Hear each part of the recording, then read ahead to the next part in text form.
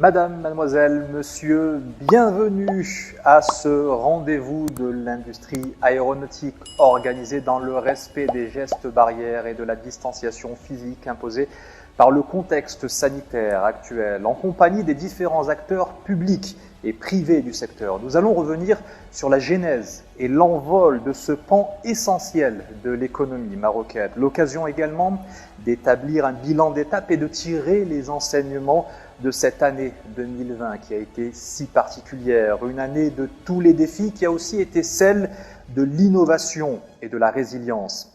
Nous verrons ensemble comment cette activité de pointe parvient à tirer son épingle du jeu dans un contexte de crise économique et sanitaire mondiale, tout en se projetant d'ores et déjà vers l'avenir, un avenir qui s'annonce plus radieux et prometteur. Et tout de suite, nous accueillons à nos côtés Monsieur le ministre, Monsieur Moulay Hafid Al-Alami, ministre de l'Industrie, du Commerce, de l'Économie verte et numérique. Bienvenue.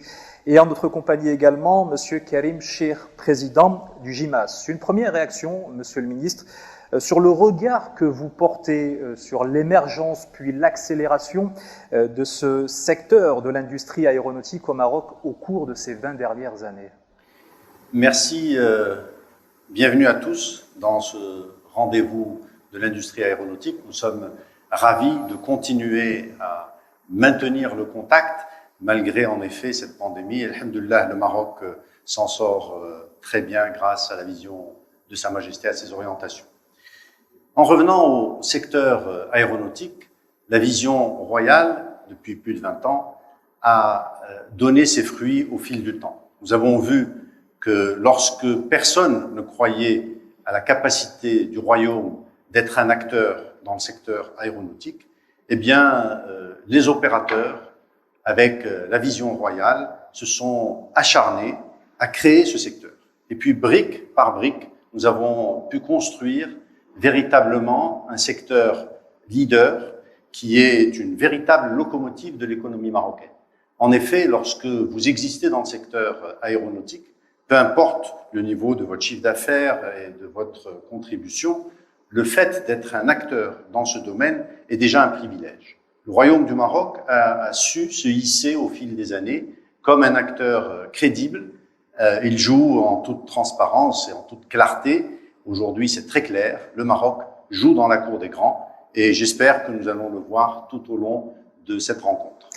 Effectivement, on va rentrer dans le vif du sujet. On comprend à travers votre propos, Monsieur le ministre, que le Maroc est devenu une plateforme internationale. Au fil des années, le Royaume est donc devenu un acteur industriel incontournable et internationalement reconnu, comme le démontre la présence des géants mondiaux de l'aviation sur son territoire, à commencer par Boeing, dont je vous propose d'écouter le président et directeur général de la partie Commercial Airplanes, Monsieur Standil. On l'écoute et on revient. Chez Boeing, nous sommes très fiers de notre partenariat de longue date avec le Royaume du Maroc, une relation qui remonte à plus de 5 décennies. En 2001, nous avons œuvré ensemble afin d'établir l'un des premiers acteurs de l'industrie aéronautique marocaine. Nous nous sommes ainsi associés à Safran et à Royal Air Maroc pour créer Matisse Aerospace. Cette joint venture est en parfaite adéquation avec la vision audacieuse de Sa Majesté le roi Mohamed VI qui cherche à positionner le Maroc comme un acteur mondial dans le secteur de l'aviation. Ce soutien fort et cet engagement sont les raisons qui expliquent le développement du secteur aéronautique marocain au cours des 20 dernières années, ce qui a permis de passer d'une dizaine d'entreprises à près de 140 et de réaliser un chiffre d'affaires annuel de 1,7 milliard de dollars à l'export. Fort de notre engagement envers l'écosystème aéronautique au Maroc et vu la main-d'œuvre hautement qualifiée que le pays offre, nous avons conclu avec le Royaume un mémorandum d'entente en 2016. Ce mémorandum d'entente a été une grande réussite, étant donné que nous avons pu ajouter 11 fournisseurs, dont 2 qui fournissent Boeing. L'un de ces fournisseurs, TDM, est le premier fournisseur aéronautique à capitaux marocain, une grande réalisation dans l'industrie aéronautique, une industrie hautement compétitive. Ces premiers succès ont démontré que le Royaume du Maroc offre un excellent rapport qualité-prix et le distingue de bien d'autres pays. Nous pensons qu'ensemble, Ensemble, nous pouvons relever les défis de l'aviation mondiale et soutenir les objectifs de croissance à long terme du Maroc et de Boeing. Merci pour votre partenariat et nous aspirons à bâtir ensemble un avenir encore plus fort. Un autre grand nom qui a tenu à exprimer sa confiance envers le Maroc et sa plateforme industrielle dans le secteur aéronautique, c'est Safran, à travers son CEO Olivier Andriès. Écoutez. Bonjour à tous. Safran a fait le choix du Maroc depuis plus de 20 ans. Nous sommes fiers d'y employer plus de 3300 collaborateurs au sein de 8 implantations. Nous sommes aujourd'hui le premier acteur de l'aéronautique au Maroc et nous contribuons au développement de ce secteur stratégique pour le Royaume. Comme toute l'industrie aéronautique, nous traversons depuis un an une période de turbulence économique. Mais à aucun moment, nous ne nous sommes posé la question de ce choix stratégique. Alors, qu'est-ce qui fait la force du Maroc pour un groupe comme Safran ? C'est d'abord et avant tout la qualité de sa main-d'œuvre et de ses cadres de grand talent. C'est sa stratégie industrielle volontariste et son cadre favorable pour les investisseurs étrangers. C'est son infrastructure de qualité, c'est sa proximité avec l'Europe et avec la France, et c'est aussi le soutien constant dont nous disposons de la part des pouvoirs publics. Le Maroc, c'est un partenaire à haute valeur ajoutée dans la carte mondiale de nos implantations. C'est pourquoi nous y investissons activement dans la formation, en partenariat avec l'État marocain, avec les industriels et avec les universités. Qu'il s'agisse de l'Institut de formation au métier de l'aéronautique de Casablanca, que nous avons contribué à créer, ou bien nos accords avec des universités et des écoles d'ingénieurs marocaines. Vous l'aurez compris, nous voulons accompagner la montée en gamme de l'industrie aéronautique marocaine. Notre histoire avec le Maroc, c'est celle d'un partenariat de long terme. Merci. Partenariat de long terme, le Maroc est un partenaire à haute valeur ajoutée, disait le patron de Safran, monsieur le ministre. On comprend à travers ces témoignages que ce qui fait la force du Maroc, ce sont notamment ses compétences de pointe et cela attire de nombreux opérateurs. Alors, pour ceux qui ne le sauraient pas, Safran fabrique évidemment des réacteurs d'avion, ce qui est le plus complexe que l'on trouve dans le monde de l'industrie. Et Safran fabrique des pièces moteurs au Maroc. Je pense que l'aéronautique, le secteur aéronautique marocain est une véritable vitrine de compétences de nos ingénieurs, de nos techniciens supérieurs qui font un travail remarquable. Alors, le Maroc est aujourd'hui, comme chacun sait, à 140, plus de 140, on parle de 142 aujourd'hui, entreprises dans le secteur aéronautique. Vous y retrouvez Boeing, Airbus, les grands, Safran, dont on vient de parler, Excel, et nous le verrons probablement, qui fabrique du matériau composite, et puis Spirit, qui est le nouveau Bombardier. Comme chacun sait, Bombardier, on s'est peut-être un peu précipité en considérant que Bombardier avait disparu. Bombardier, au Maroc, a été repris par un leader mondial, un grand du monde de l'aéronautique, qui est Spirit. Et nous avons, comme ça a été dit, une véritable montée en gamme dans ce secteur. C'est un élément essentiel. Je dirais même que chaque avion commercial qui vole dans le ciel de notre planète porte en lui au moins une pièce usinée au Maroc. Je répète, ma conviction, c'est que nous avons une présence dans tous les avions qui volent dans le monde. Et ça, c'est un élément essentiel, je crois, que pour nous, Marocains, on pourrait en être fiers. Cette vision, cet acharnement des opérateurs, cette montée en gamme, ce travail au quotidien, sans relâche, donne des résultats et nous avons le droit de nous arrêter une fois par an pour être fiers et le lendemain, on se retroussera les manches pour aller encore plus loin.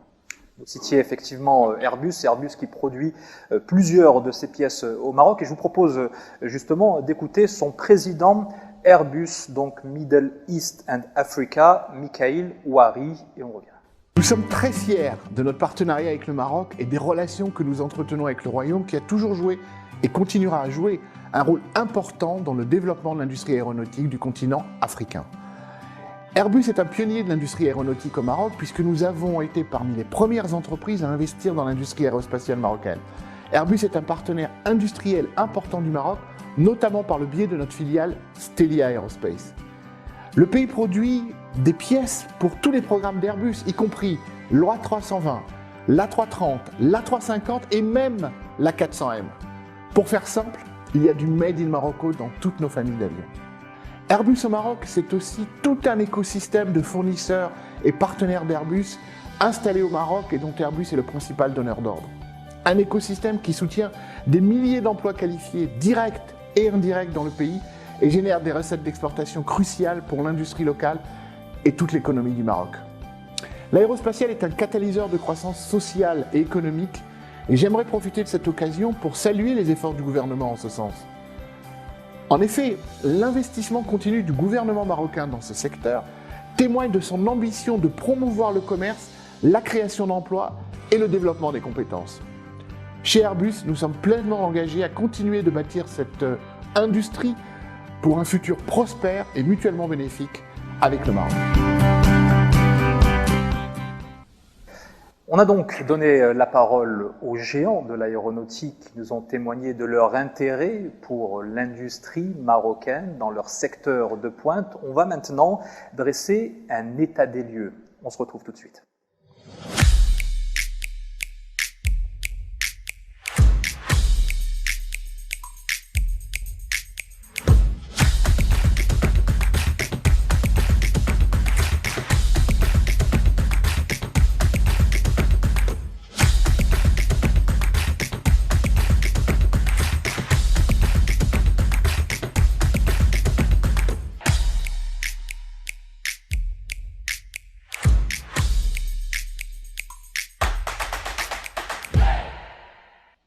Alors, où en est le secteur de l'aéronautique au Maroc en ce début 2021? Pour répondre à cette question, nous ont rejoint sur le plateau Afaf Saidi.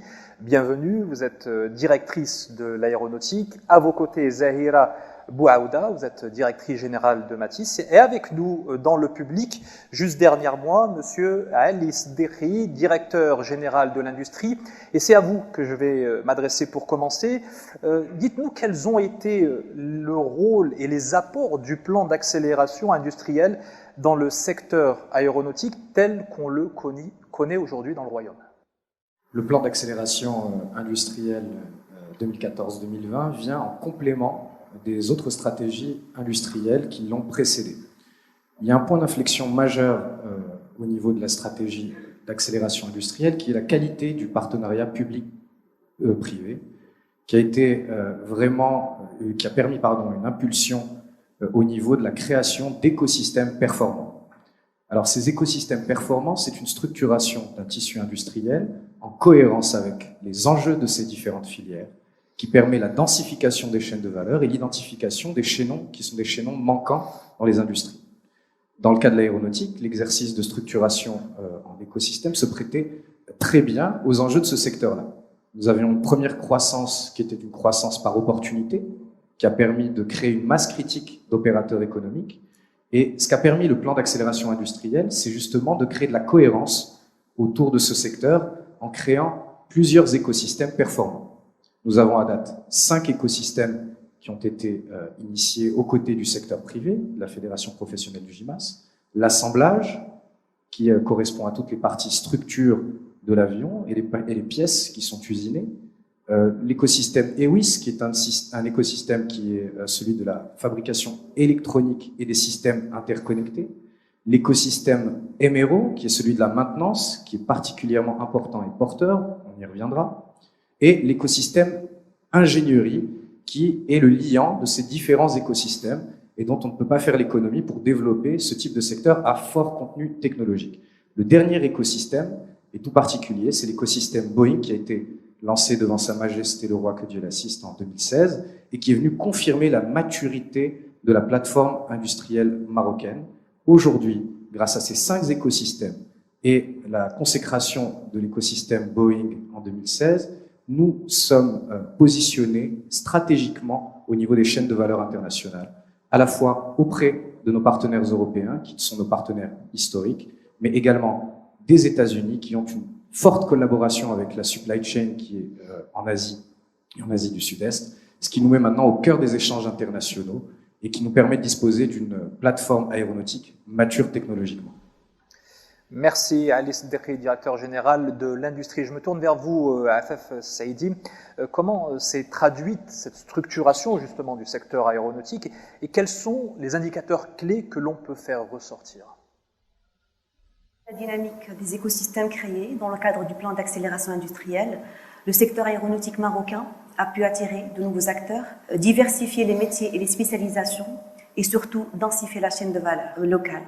Donc le Royaume dispose de plus de 8 familles de capacités de production, dont le câblage, la maintenance aéronautique, l'aérostructure, les équipements aéronautiques, l'usinage de précision, le traitement de surface, le travail du métal ou encore l'ingénierie aéronautique. L'ingénierie aéronautique qui s'est développée en support des métiers de production et qui a permis une vraie montée en gamme du secteur. Donc les 5 écosystèmes mis en place mettent en cohérence ces familles de production pour créer des ensembles de production efficients. Donc l'avion qui est devant vous illustre parfaitement la diversité et la multitude des pièces qui sont produites au Maroc, sachant que 70% de ces pièces-là sont produites en monosource. En termes de bilan, et en 4 ans de mise en œuvre, le plan d'accélération industrielle a enregistré de belles réalisations. Donc, le chiffre d'affaires à l'export a augmenté de plus de 80 000% par rapport à 2015. Donc, on est passé de 0,9 milliards de dollars à 1,7 milliard de dollars en 2019. Le plan d'accélération industrielle a permis également de générer de plus de 75% d'emplois créés en 15 ans. Donc, nous sommes passés de 10 000 emplois en 2015 à 17 500 emplois en 2019. Avec une grande représentativité de femmes, donc 40% de l'emploi du secteur sont des femmes. Pendant cette période 2015-2019, 42 entreprises ont été créées. Et enfin, en termes d'intégration locale, le taux d'intégration locale a plus que doublé.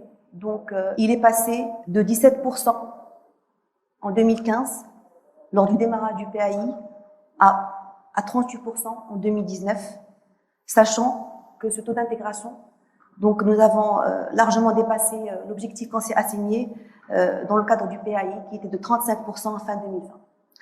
Merci à Afef Saidi pour toutes ces précisions. Monsieur le ministre, je me tourne vers vous.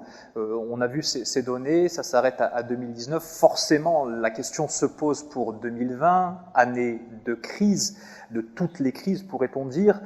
Comment s'est positionné, s'est situé le secteur aéronautique au cours de l'année qui vient de s'écouler?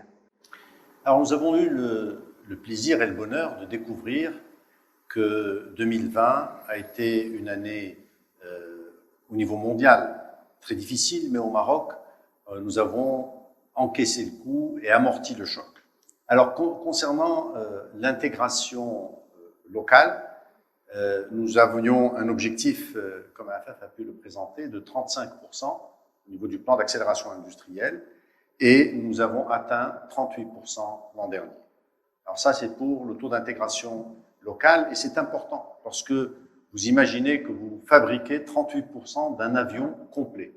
C'est assez rare, et je dois vous dire que les pays très développés en font beaucoup moins, parce qu'ils sous-traitent partout, et les pays moins développés en font aussi souvent moins, parce qu'ils ne font qu'une partie de ces avions. Parce qu'ils n'ont pas l'expertise pour pouvoir produire localement sur place les différentes pièces requises. Absolument.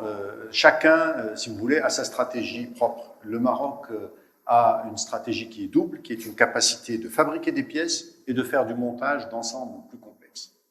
Concernant les entreprises, nous avons vu dans le monde qu'il y a eu plein d'entreprises qui ont été en banqueroute, qui ont eu des problèmes, qui ont fermé. Au Maroc, nous avons 142 entreprises et nous sommes toujours à 142 entreprises, donc aucune de nos usines n'a eu de problème ou n'a été fermée dans la période de la pandémie. Alors si on regarde plus loin, au niveau des emplois, nous avons eu 10% de perte d'emplois dans ce secteur, lorsqu'au niveau mondial, nous sommes à plus de 43% de perte. Alors, nous avons pris les chiffres les plus bas qui nous sont présentés au niveau mondial. Nous avons des chiffres à 50% et plus de 50%, mais le chiffre le plus bas qui a été présenté à l'international est une perte de 43%. Le Maroc n'a perdu que 10%. Quant aux revenus, c'est-à-dire le chiffre d'affaires à l'export, nous avons une baisse de 29% sur l'année 2020, alors qu'au niveau mondial, il y a eu une baisse de 50%. Alors, j'aime bien dire ça, hein, quand je me regarde, je me désole. Sur la partie droite, hein, nous avons une petite perte de nombre de personnes et nous avons une perte de chiffre d'affaires. Et quand je me compare, hein, quand je regarde la variation mondiale, eh bien, je me console. Nous avons une perte de 43% du personnel et de 50% du chiffre d'affaires. Maintenant, les perspectives sont extrêmement intéressantes. Ce qui est fondamental dans cette période de pandémie, parce qu'il faut savoir que le secteur aéronautique a été frappé de plein fouet. Lorsque les avions sont cloués au sol, il y a plusieurs effets. Premier effet, c'est que les achats d'avions se calment. Vous n'achetez pas des avions alors que vous en avez plusieurs qui sont cloués au sol. Deuxièmement, ces avions ne volant plus, ne consomment plus de pièces détachées pour de la maintenance et des pièces qui sont usées. Donc, qui fait qu'au niveau mondial, cet arrêt d'échange a eu un impact frontal sur l'activité au niveau de l'ensemble du secteur. Eh bien, le Maroc a été résilient et dans cette période de pandémie, nous avons reçu des investisseurs internationaux avec lesquels nous avons avancé sur des extensions de leurs usines, sur des extensions de leurs investissements, ce qui veut dire que le Maroc est en mesure, c'est ma lecture et ma conviction, le Maroc est en mesure de sortir de cette crise dans le secteur aéronautique encore plus fort qu'il n'est rentré. Voilà la conviction que nous avons aujourd'hui. Je crois qu'elle est partagée par les opérateurs économiques. Nous passons tous une période difficile, mais nous voyons le bout du tunnel et nous commençons à percevoir des gens, des opérateurs qui veulent optimiser leurs investissements et qui pensent au Maroc avant de penser à rien. Et si on fait une analogie, c'est d'une certaine manière garder assez d'élan pour pouvoir redécoller au plus vite. Sans jeu de mots, absolument. Sans jeu de mots. Donnons la parole justement à un de ces opérateurs qui a vécu cette année 2020 et qui s'inscrit forcément dans cette dynamique-là du secteur aéronautique marocain. Madame Zahira Bouaouda, vous êtes directrice générale de Matisse. Parlez-nous un peu de l'activité de votre entreprise au Maroc, qui a vu le jour il y a 20 ans et qui symbolise d'une certaine manière l'intérêt de ces géants du secteur aéronautique pour l'expertise marocaine en la matière. En effet, Wadia, la société Matisse Aerospace a été créée en 2001 par deux grands géants de l'aéronautique, à savoir Boeing et Safran, comme l'a dit Stanley. Et par sa création, on a marqué le démarrage du secteur de l'industrie aéronautique au Maroc. Aujourd'hui, nous fabriquons des câblages électriques pour le compte des avionneurs comme Boeing, Airbus et Dassault, destinés aux avions. Mais nous fabriquons également des câblages destinés aux moteurs d'avion pour le compte de Safran.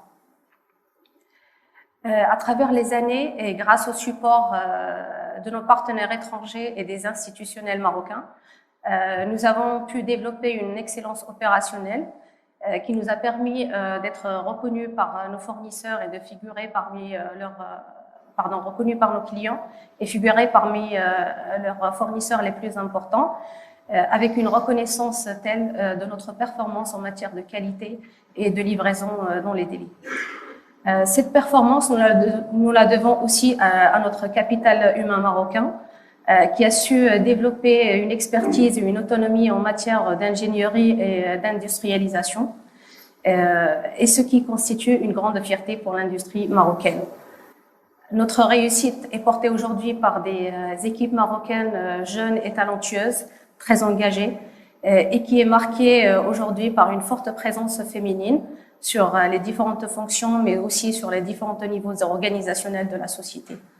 Et aujourd'hui, je suis très fière d'être à la tête d'une entreprise qui a su contribuer au développement du secteur aéronautique au Maroc, mais aussi qui œuvre pour la promotion des jeunes talents marocains, femmes et hommes.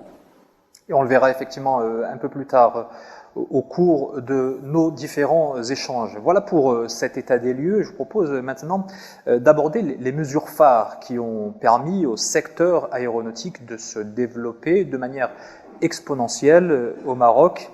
Et on revient tout de suite avec nos invités.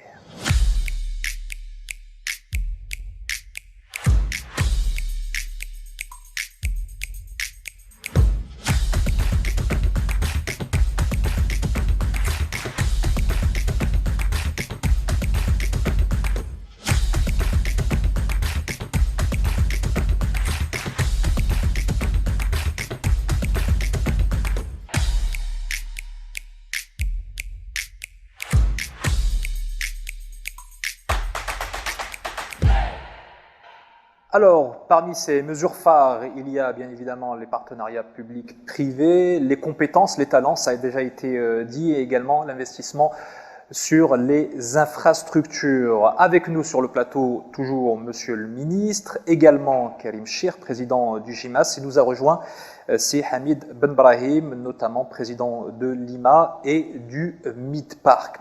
Une première question sur ces partenariats publics-privés, c'est Karim Chir. C'est l'une des clés du succès que connaît le secteur aéronautique marocain. Comment est-ce que ça se matérialise concrètement sur le terrain? Alors, il y a beaucoup de choses à dire sur le partenariat parce que c'est un travail de tous les jours. Mais je commencerai par dire que la vision claire est partagée, Monsieur le ministre l'a rappelé, une ambition commune entre les professionnels du GIMAS et le ministère de l'Industrie. C'est cette vision et cette ambition qui nous ont permis d'intégrer aussi rapidement le cercle fermé des opérateurs mondiaux de l'aéronautique. Le Maroc a été, dès le départ, dans une stratégie de développement industriel et non pas de la délocalisation. D'ailleurs, c'est un modèle qui ne marche pas pour l'aéronautique, avec des infrastructures de très grande qualité. On a parlé des ressources humaines bien formées. Et ceci a permis à l'écosystème aéronautique d'intégrer, je dirais, l'échiquier mondial au niveau de sa production et au niveau de ses performances. Le plan d'accélération industrielle, c'est dire qu'on a parlé, ça a toujours été notre fil d'Ariane depuis le début. Parce que ce plan d'accélération, il émane d'un travail de fond qui a été fait avec les professionnels, avec les équipes du ministère de l'Industrie. Et ça a donné la logique des écosystèmes structurants. Ça nous a fait beaucoup de bien de structurer nos écosystèmes. Aujourd'hui, les chiffres sont là, parce qu'on avait fixé de part et d'autre des engagements, des objectifs à atteindre. Et aujourd'hui, force est de constater que nous avons dépassé ces objectifs, mais on aura encore des nouveaux objectifs une fois qu'on sortira de cette pandémie. Le partenariat, il va au-delà de ça. Nous avons, je peux vous donner des messages de réussite à ne plus finir, mais les messages les plus importants, ce sont nos industriels et nos clients qui le font pour nous. Donc aujourd'hui, le Maroc est une plateforme aéronautique connue et reconnue mondialement, et ça donne, si vous voulez, un environnement propice à l'investissement. Les industriels peuvent se projeter sereinement dans l'avenir. Et aujourd'hui, nous sommes accompagnés à la fois pour nos actions de promotion et de communication sur notre secteur, même si on est connu, d'ailleurs on est présent dans tous les salons internationaux de grande taille, avec notre partenaire qui est une agence du ministère qui est l'AMDIE, qui nous accompagne. Nous accompagnons également nos industriels, notamment les PME-PMI, à la performance et à l'excellence aéronautique, avec les programmes de Maroc PME, qui là aussi est une agence du ministère de l'Industrie. Mais au-delà de ça, il faudrait que l'environnement extérieur à nos usines soit maîtrisé. Parce qu'une plateforme aéronautique, elle est jugée sur la qualité de ses produits, la qualité de ses ressources, les livraisons à temps. Et aujourd'hui, elle est jugée également sur le système de logistique et douanier. Vous savez que nos camions, juste pour vous illustrer la fluidité du système, il y a des camions qui partent de Casablanca le vendredi soir. Les pièces de notre production marocaine sont sur les chaînes d'assemblage à Toulouse le lundi matin. Je ne vous parle pas du fret aérien. Les pièces peuvent arriver dans une journée en Europe et aux États-Unis. Donc voilà l'exemple d'un partenariat qui est global. C'est un travail de tous les jours. Je reconnais, d'ailleurs, on appelle ça le Team Maroc, Aéro Team Maroc. C'est une équipe qui gagne et nous continuerons à gagner. On ne lâchera rien et je suis certain qu'il y a encore de très très belles choses à faire. Et on se prépare aujourd'hui, on redouble d'efforts pour être prêt parce que la reprise, elle risque d'être très très forte. Donc on s'y prépare déjà. Et imminente, a priori, être prêt également sur le terrain de la formation. Je me tourne vers vous, Hamid Ben Brahim, vous êtes président de l'Institut des métiers de l'aéronautique, l'IMA. C'est un aspect essentiel, la formation. Comment est-ce que l'IMA que vous présidez, justement, se permet de répondre aux besoins en compétences du secteur? Je pense qu'au préalable, quand on s'engage dans une aventure pareille, il faut se poser la question de la nature de l'industrie. Il faut se poser la question des besoins de l'industrie et comment le Maroc peut y répondre d'une façon durable, soutenable. Nous sommes dans une industrie du temps long. Ça coïncide avec la vision de Sa Majesté et c'est l'un des chantiers du souverain. Et c'est une industrie dont l'ADN, c'est l'innovation et les talents. Les industriels, quand ils s'implantent au Maroc, quand ils viennent s'implanter au Maroc, ils ont besoin de quoi? Ils ont besoin de talent et ils ont besoin des meilleures conditions possibles pour s'implanter rapidement. Donc, nous avons développé cette mesure phare qui s'appelle l'IMA, qui est, je dirais, existentielle pour la pérennité de l'industrie aéronautique. Et c'est un travail, un partenariat exemplaire de rupture entre les industriels et les ministères de l'industrie, le ministère de l'Éducation nationale et de la formation pour créer un institut qui n'est pas un énième centre de formation, mais qui est une fabrique de compétences. Et en plus de compétences, c'est un booster de valeur, de manière à ce que les jeunes qui travaillent dans cet institut soient au même niveau de compétences et au même niveau de valeur que ceux qui travaillent dans l'aéronautique dans le monde entier. Et c'est en même temps aussi un facilitateur qui répond aux besoins différents des industriels, pas uniquement dans l'aéronautique, mais dans toutes les industries connexes à l'aéronautique. On apporte des solutions. Nous ne sommes pas dans une industrie de main-d'œuvre. Nous sommes dans une industrie de haute valeur ajoutée et qui s'est bonifiée avec le temps. Et l'IMA fait partie du dispositif global de l'aéronautique. Elle est immergée dans les écosystèmes. Elle répond aux besoins. C'est un peu un tailleur sur mesure. Elle répond aux besoins des industriels et un industriel qui s'implante aujourd'hui, dans 5-6 ans, il a d'autres besoins parce qu'il y a une montée en compétences. Et donc ça implique une adaptation également des enseignements au sein de l'Institut. Ça implique une adaptation, ça implique donc comme dans l'aéronautique, c'est un processus sans fin de qualité, d'amélioration. Et c'est en même temps, nous avons des partenariats avec le système universitaire, notamment avec l'Université Euroméditerranée de Fès, avec l'Université Polytechnique Mohamed VI, avec qui nous avons encore signé récemment un accord dans le middle management. Et c'est un effort permanent de permettre aux ressources humaines d'être en phase avec cette montée en compétences qui a été évoquée tout à l'heure par les équipes du Monsieur le Ministre. Alors, les jeunes talents dont vous parlez, on en a une représentante. Elle est avec nous dans le public. On va l'écouter tout de suite. Elle s'appelle Asma Oussous. Bienvenue. Moi, ce que je voudrais savoir, c'est qu'est-ce que ça représente pour vous d'effectuer votre formation au sein de l'IMA? Et pourquoi ce choix, finalement? Bonjour. Déjà, après mon bac et mon diplôme, je me suis présentée à l'Institut des métiers de l'aéronautique et grâce à l'IMA, j'ai intégré le secteur aéronautique, ce secteur qui me rend fière et ce secteur qui me passionne et qui m'intéresse. Et aussi, grâce à la formation d'IMA, j'ai acquis des compétences et du savoir sur le plan technique, le savoir-faire, et sur le plan personnel, le savoir-être, tel que j'ai pris des valeurs, la rigueur, la transparence, la traçabilité, la précision, beaucoup de valeurs qui appartiennent au secteur aéronautique et aussi qui font partie de ma vie au quotidien.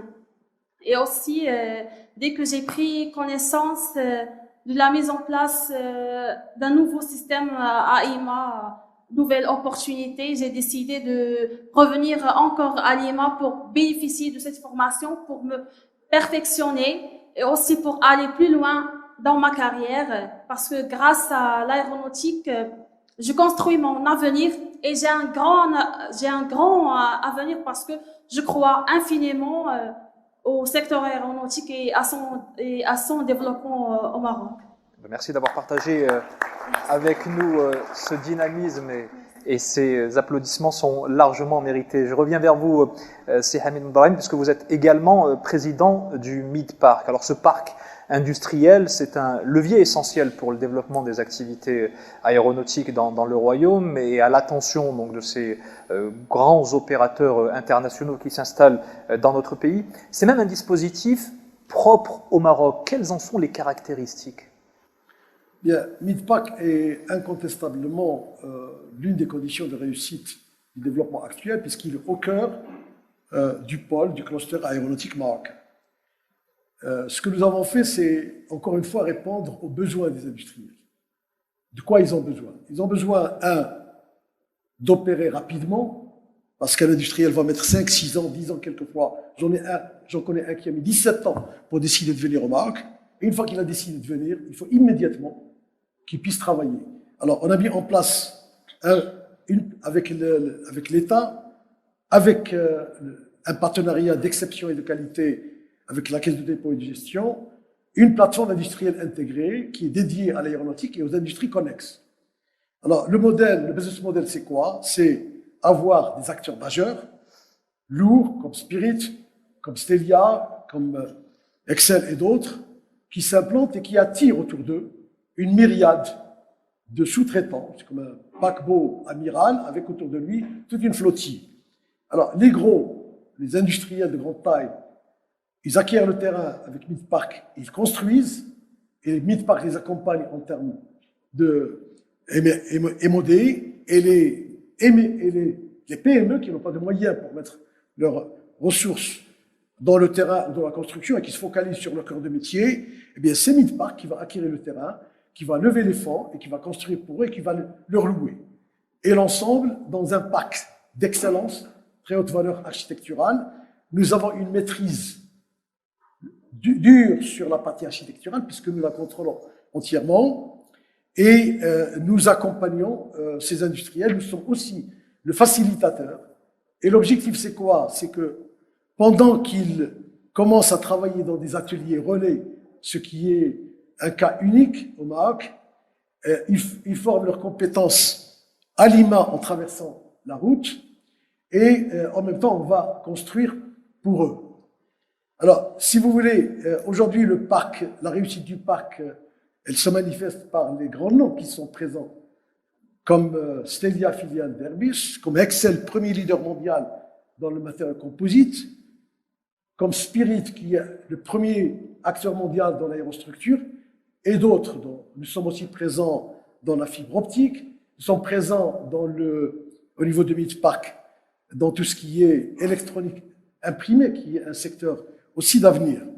Alors, si vous me permettez une conclusion. Si aujourd'hui, nous fêtons les 20 années de l'aéronautique et la réussite d'une expérience, il faut se poser la question, quelle est la recette? Quelle est la recette gagnante? Et pourquoi pas ne pas la partager?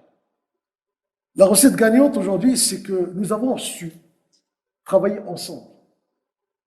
Et quand je dis ensemble, État avec ses composantes, ministère de l'Industrie, la formation professionnelle, les différentes directions du ministère des Finances, la Caisse de dépôt et de gestion, on a pu travailler ensemble pour bâtir un projet.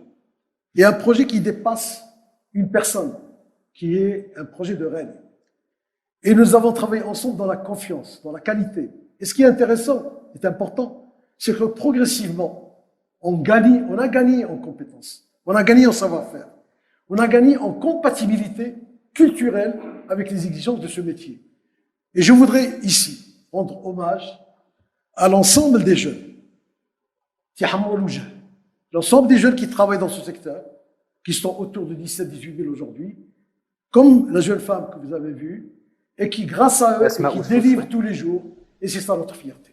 Merci. Merci beaucoup, Monsieur Ben Brahim. Alors, on va passer maintenant à l'opérationnel, avec la stratégie de mise en œuvre et l'importance accordée à l'intégration, à la diversification et au déploiement de nouveaux écosystèmes.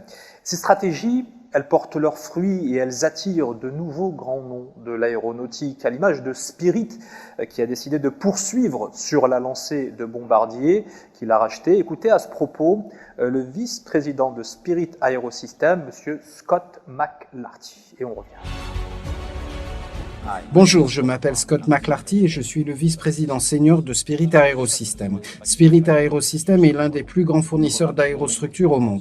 Numéro 1 pour Boeing, pour Airbus, nous couvrons la défense et les services après-vente. Récemment, nous avons augmenté notre empreinte mondiale en acquérant des sites au Maroc. Notre site Spirit Casablanca est stratégiquement important pour nous. Il apporte une base de coûts très compétitive, une main-d'œuvre très qualifiée, il nous donne accès à un écosystème très solide et il est idéalement situé logistiquement pour nos clients au Royaume-Uni et en Europe et également pour d'autres destinations à travers le monde. Il s'agit pour nous d'une connexion particulièrement stratégique qui nous permettra de nous développer davantage au Maroc et de développer nos relations avec l'écosystème. Je recommande fortement d'investir au Maroc. Le gouvernement nous a constamment appuyés, il a toujours été là pour nous et nous aider à atteindre nos objectifs stratégiques. J'ai hâte de rencontrer beaucoup d'entre vous pour faire des affaires dans l'écosystème marocain dans les mois et années à venir. Alors, nous avons été rejoints sur le plateau par Monsieur Stéphane Or, vous êtes directeur général de Spirit Maroc, ainsi que Houda Farah, vous êtes directrice associée à Enigma. Nous écouterons également dans un instant Monsieur Raouf Moustahsin, gérant FOA rattaché au groupe We Are. Avant cela, je me retourne vers vous, Monsieur le Ministre, pour que vous nous expliquiez vraiment, on a eu un peu quelques éléments de cette recette du succès de l'aéronautique, mais ces atouts qui permettent au Maroc d'être encore et toujours, malgré le contexte de crise de 2020, dans les radars des avionneurs internationaux. Alors il faut savoir que ce secteur-là, le combat ne se passe pas sur le coût d'abord. Le combat est sur la qualité et sur les délais en premier lieu. C'est-à-dire que si vous n'avez pas la capacité de produire dans le secteur aéronautique des pièces usinées avec une qualité internationale reconnue, extrêmement exigeante. Il y a vraiment c'est des process extrêmement lourds de certification. Eh bien, vous ne pouvez pas rentrer dans ce cercle fermé que sont le monde de l'aéronautique. Quel est le monde de l'aéronautique? Eh bien, le Maroc a réussi, comme ça a été présenté depuis tout à l'heure, pendant ces 20 dernières années, pas à pas, à s'introduire dans ce cercle très fermé. Alors, concernant la qualité, la formation est un élément essentiel. La ressource humaine est le cœur du dispositif. Et comme ça a été présenté, nous avons mis l'accent fortement depuis plusieurs années sur la formation. Et nous sommes montés en compétences au fil du temps et réussi à mettre en exergue la qualité de la ressource marocaine, de nos jeunes femmes et hommes marocains capables d'être en première ligne et de donner ces résultats. Et enfin, vous avez les accords que nous passons avec un certain nombre de partenaires de grands noms où l'État fait un effort d'accompagnement de ces installations. D'abord, vous savez qu'au tout début, aux années 2000, il y a eu la création de Matisse entre Boeing et Royal Air Maroc, avec un accompagnement marocain, national. Et au fil du temps, nous avons vu fleurir autour de nous un certain nombre d'industries de ce secteur-là. Avec l'arrivée aussi de Bombardier, qui est aujourd'hui Spirit, et nous sommes ravis, je félicite nos amis qui ont intervenu et ici présents, mais nous avons aussi, autour de ces écosystèmes qui ont été mis en place, avec une démarche très structurée, où vous avez des locomotives dans ces écosystèmes et, comme Simon Brahim l'a dit, une myriade ou une flottille d'entreprises qui accompagnent. Alors, je crois que le Maroc, en toute clarté, a gagné ses lettres de noblesse dans ce secteur, est aujourd'hui un player, on ne peut pas dire incontournable, mais comme vous avez pu entendre, chaque avion qui vole a au moins une pièce usinée au Maroc. Eh bien, le Royaume du Maroc est désormais un player crédible, long terme, capable de jouer pleinement. Et l'avenir est ouvert devant nous, parce que tout ce qui a été construit pas à pas, parce que c'est un secteur où les décisions se prennent sur des dizaines d'années, Lorsque vous avez un contrat aéronautique, c'est pour 20 ans. Ça ne change pas du jour au lendemain. Donc ça prend du temps pour que la sauce prenne. Eh bien, aujourd'hui, nous sommes parmi ces players mondiaux et nous aspirons à aller bien au-delà. Nous n'allons pas nous arrêter là. Alors, je propose, Monsieur le ministre, de donner la parole à l'un de ces industriels que vous évoquiez, en l'occurrence Monsieur Raouf Moustahsine. Vous êtes derrière moi, gérant FOA et rattaché au groupe WeOr. Pour vous, le mot-clé, c'est intégration. Expliquez-nous. Bonjour, Raouf Moustahsine, je suis le directeur général de la société FOA. Donc, le parcours me rappelle 2006. C'est une année avec laquelle j'ai pu mettre en place une entreprise de 2 personnes. Cette entreprise-là, c'était à l'époque, le secteur, il était opaque et ferme. Donc, pour que je puisse intégrer, il fallait montrer tout le professionnalisme et une plus-value. Et en 2013, on a monté en compétences et on était 60 personnes. En 2020, on est 100 personnes. On a intégré 5 cœurs de métier, l'assemblage, le traitement de surface, la chaudronnerie. Et en plus, on a commencé à fabriquer des lignes de traitement de surface. C'est-à-dire, on peut l'étude, la fabrication et l'accompagnement des entreprises qui opèrent dans le traitement de surface. Voilà. Merci Raouf Moustahsine. Je me tourne vers vous, Stéphane Or, directeur général de Spirit Maroc. Intégration également, pour vous, c'est important. Et vous avez aussi misé sur le savoir-faire pointu disponible au Maroc. Et je vous laisse répondre en anglais. Oui, je vais parler en anglais aujourd'hui.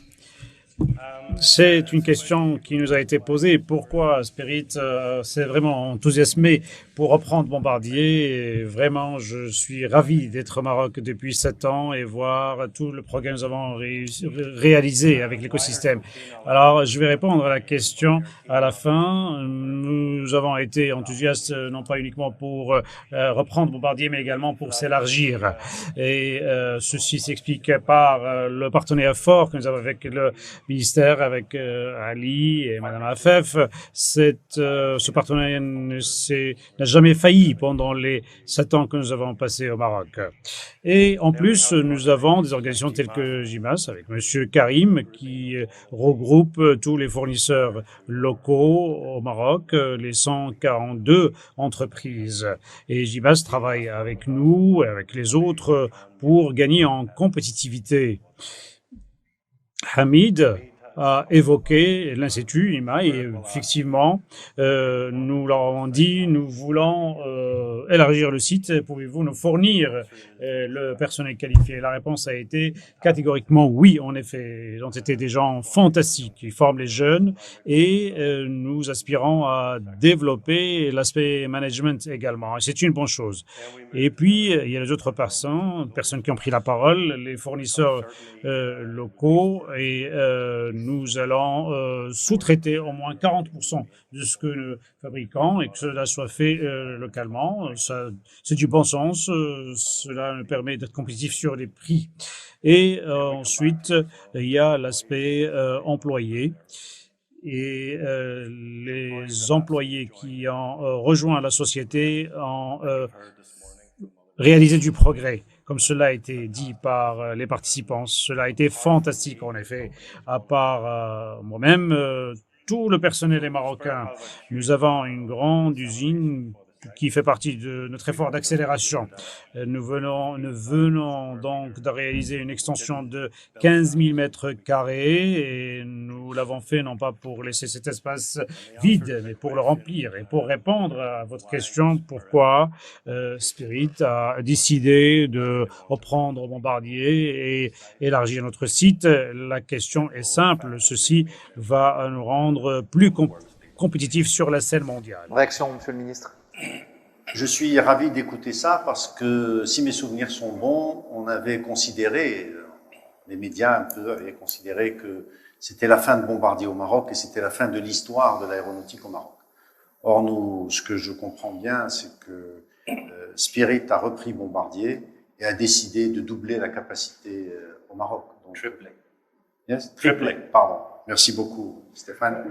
Donc, vous êtes encore plus agressif. Donc, de passer d'une fermeture potentielle à un environnement où on triple, c'est quand même assez extraordinaire. Donc, dans ce type d'activité, il ne faut pas aller trop vite en besogne. Il faut travailler beaucoup et il faut parler peu. Il faut mettre les plans sur la comète en veilleuse parce que ça a été compliqué. Nous n'avons pas été aidés par tous le bruitage qu'il y a eu sur le marché en expliquant que cette compagnie était en train de disparaître parce que nous leur avons créé des problèmes. Nous, vous voyez, je parle en général, tous ceux qui ont bavardé de façon négative sur Bombardier ont créé des problèmes de perturbation au sein du personnel qui ne savaient plus s'ils allaient continuer ou pas. Eh bien, aujourd'hui, la démonstration est faite. Spirit reprend, continue et triple l'usine. Voilà ce que je retiens de cette belle expérience. Et c'est un indicateur fort pour l'avenir, on va l'évoquer dans un instant. Houda Farah, directrice associée d'Enjima, qui dit savoir-faire pointu, dit aussi, et on l'a bien compris, c'est martelé, ressources humaines de qualité, c'est vraiment le cœur du réacteur. En effet, Enjima, c'est la contraction d'Enji, donc qui vient d'engineering et qui reflète notre passion pour l'ingénierie, et MA, Maroc, qui reflète notre passion pour le Maroc. Avant de présenter Enjima en tant que société d'ingénierie dans les secteurs aéronautiques et automobiles, Enjima, c'est d'abord une histoire de personnes passionnées et de parcours passionnants. Arafa, Hicham, Si Mohamed et moi-même sommes 4 ingénieurs issus de l'École nationale supérieure des arts et métiers, l'ENSAM Meknes. Nous avons démarré notre carrière dans le premier bureau d'études automobile créé au Maroc par Valeo. Ensuite, nous avons évolué chez le groupe Safran, ou toujours dans l'ingénierie, dans une société qui s'appelait à l'époque Tecos, qui s'appelle aujourd'hui Safran Engineering Services. Aujourd'hui, Enjima est une PME marocaine. On a diversifié notre offre de services autour des métiers de la 3D, donc ingénierie, rétro-ingénierie, métrologie 3D et impression 3D. Et de cette expérience, ce que je voulais partager, c'est que pour moi, si Enjima a vu le jour et si nous avons réussi jusque-là, c'est grâce à 4 facteurs clés. Tout d'abord, le développement industriel et économique au Maroc. Nous, en tant qu'ingénieurs, nous avons eu cette chance de travailler chez le groupe Safran parce que le secteur aéronautique a été développé au Maroc. Et puis, Enjima, on a développé l'activité aéronautique dès les premiers 6 mois parce que justement, c'est un métier qui nous tient particulièrement à cœur et parce qu'on a eu une expertise là-dedans. Et si nous avons réussi à avoir des clients qui nous ont fait confiance à une petite structure 100% marocaine, c'est aussi parce que le Maroc a attiré des sociétés internationales qui sont venues s'implanter au Maroc. Donc pour moi, ça c'est le premier facteur. Le deuxième facteur, c'est clairement la formation. Nous, 4 fondateurs, nous avons fait l'école marocaine et nous avons fait une école d'ingénieurs d'État, donc une école publique. Et c'est aussi grâce à cette formation que nous avons pu faire cette aventure. Et aujourd'hui même, nous continuons à recruter des techniciens et des ingénieurs qui sont formés dans les écoles marocaines. Et grâce à leur capacité d'apprentissage et d'adaptabilité et d'adaptation, nous avons réussi à lancer de nouveaux métiers à très haute valeur ajoutée. Et ça, c'est vraiment grâce à la formation. Le troisième facteur, c'est le contexte entrepreneurial. Ce que je voudrais dire, c'est que si nous avons réussi à se lancer dans l'entrepreneuriat sans forcément avoir d'assises financières, on a eu juste notre expertise et notre métier et le sérieux. Et avec ces 2 composantes, tout le monde peut le faire. Et du coup, les jeunes ingénieurs, ils peuvent se lancer dans l'entrepreneuriat sans avoir forcément de privilèges particuliers. C'est ce que je voudrais passer comme message. Et puis le 4e point, qui n'est pas des moindres, c'est le développement de l'ingénierie au Maroc. J'avais trouvé que c'était du génie. C'était ingénieux que l'ingénierie soit rajoutée aux écosystèmes de l'aéronautique, parce que c'était la meilleure façon de développer l'ingénierie. Non seulement ça permet d'augmenter le taux d'intégration dans le secteur, mais aussi ça permet de l'ancrer au Maroc. Parce que vous savez, si un secteur qui arrive dans un pays où il n'y a pas forcément de la technologie, de la haute valeur ajoutée et de l'ingénierie, ce secteur peut facilement partir ailleurs quand les coûts l'emportent. Ce qui n'est pas le cas aujourd'hui au Maroc grâce à l'ingénierie. Maintenant, si on voudrait que des sociétés comme Enjima puissent passer à une centaine et à des milliers de personnes, si on voudrait que des sociétés comme Enjima puissent s'internationaliser pour ouvrir des antennes dans les pays où se trouvent les plus grands donneurs d'ordre, on a besoin de développer davantage cet axe de l'ingénieur. Et on l'a prouvé, on arrive à avoir les capacités, les certifications, la qualité de la prestation et le fait de développer plus l'ingénierie ça donnera l'occasion à d'autres jeunes de se lancer et de participer aussi à l'impact au Maroc. Et ainsi, la boucle sera bouclée notamment sur cet aspect de formation, et on comprend à travers votre témoignage, puisque vous venez de ces écoles marocaines et vous recrutez également des compétences issues de ces centres de formation et différents établissements marocains. Merci beaucoup, Houda Farah, directrice associée d'Enjima. Nous allons maintenant nous intéresser à la manière dont le secteur aéronautique a réagi pendant la période de crise liée au coronavirus. Une réaction du secteur dans un contexte du Covid-19 avec beaucoup de défis à relever, mais également des opportunités à saisir. On se retrouve tout de suite. Et rejoint par Monsieur Badar Jaafar. Bienvenue, vous êtes directeur général de SERMP au sein du groupe LPF, et également à vos côtés Saïd Benhajou, directeur général d'Aviarail et vice-président du cluster AMC en charge de l'innovation et projets collaboratifs. Avant de vous écouter, messieurs, la parole à monsieur Karim Chir, président du GIMAS. Alors, la mobilisation des industriels de l'aéronautique, elle s'est faite également pour protéger les collaborateurs, les compétences et continuer à répondre aux besoins en équipement. Quel a été votre plan d'action ? Écoutez, ce qu'il faut savoir, c'est que avant la pandémie, nous avions une pression sur la hausse des cadences de nos clients, et à l'arrivée de la pandémie, nous avons continué à travailler. Et le mot d'ordre, c'était la santé avant tout, mais la production malgré tout. Donc nous avons mis dans nos usines des plans de continuité des activités avec les protections qui vont bien, les masques, les gels hydroalcooliques, la distanciation entre les postes de travail. Donc ça a nécessité 1 à 2 jours d'organisation, mais nous avons continué à travailler. Par la suite, notre participation à la gestion de cette pandémie a été, il y a des exemples, je peux en citer plusieurs. Nous avons monsieur Raouf Moustahsen qui nous a par exemple confectionné et il a produit des dispositifs de désinfection des chaussures, parce que nos protections, c'était mesure de température grâce à des thermomètres infrarouges qui ont été fabriqués au Maroc, désinfection des chaussures, le gel hydraulique et les masques. Mais au-delà de ça, nous nous sommes mobilisés au niveau de l'aéronautique pour participer, et c'est une action citoyenne, à la façon dont on gère cette pandémie. Il y a eu le projet des respirateurs artificiels. On va revenir dans un instant, absolument.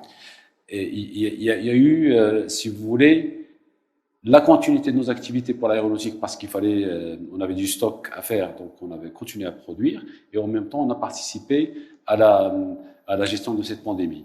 Et les mesures qui ont été mises en place, nous avons, alhamdoulilah, déploré très peu de cas de contamination. Le ministère effectivement de l'Industrie qui a été mobilisé pendant toute cette période et qui continue à l'être. On va écouter à ce propos Ali Sdekri. Rebonjour, vous êtes directeur général de l'Industrie. Je le rappelle, là aussi, le ministère a joué un rôle essentiel et il s'est retrouvé sur quasiment 2 fronts à gérer en parallèle. Non, les instructions de Sa Majesté le Roi étaient très claires. C'était mobiliser l'ensemble des forces vives de la nation pour lutter contre la pandémie. Alors on se souvient, il y a eu au tout démarrage de la crise le lancement par le MIT d'un petit ventilateur qui permettait d'éviter les pénuries, et donc ce lancement s'est fait en open source. Et bien le premier travail a été de mobiliser l'INPT qui a réussi à fabriquer ce petit ventilateur en près d'une semaine, 10 jours. Donc on était en mesure de savoir que techniquement, la faisabilité de ce petit appareil qui permettrait de lutter contre la pandémie était faisable dans des délais compressibles par notre capital humain marocain. Nous avons été plus loin. L'ambition était de réussir à créer un respirateur lourd qui réponde aux meilleurs standards internationaux, et ce, en le faisant uniquement sur la base de produits qui étaient sourçables immédiatement au Maroc pour éviter toute pénurie.